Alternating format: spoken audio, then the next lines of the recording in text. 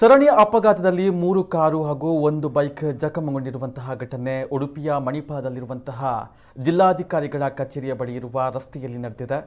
Innova ಕಾರೊಂದು Manipal syndicate ಸರ್ಕಲ್ನಿಂದ ಜಿಲ್ಲಾಧಿಕಾರಿ ಕಚೇರಿಯ ಕಡೆಗೆ ಹೋಗ್ತಾ ಇದ್ದು, ಈ ಮಧ್ಯೆ ಯು ಟರ್ನ್ನಲ್ಲಿ ಬೈಕೊಂದು ಏಕಾಏಕಿ ಅಡ್ಡ ಬಂತು ಎನ್ನಲಾಗಿದೆ.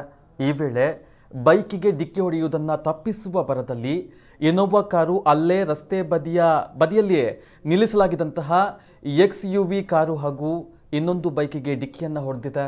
ಇದೇ ವೇಳೆ ಆ ರಸ್ತೆಯಲ್ಲಿ ಅತಿ ವೇಗದಲ್ಲಿ ಸಾಗ್ತಾ ಇದ್ದ ಹುಂಡೈ ವರ್ನಾ ಕಾರು ನಿಯಂತ್ರಣ ತಪ್ಪಿ ರಸ್ತೆ ಬದಿಯ ಮನೆಯ ಕಾಂಪೌಂಡ್ಗೆ ಡಿಕ್ಕಿಯನ್ನು ಹೊಡೆದಿದೆ.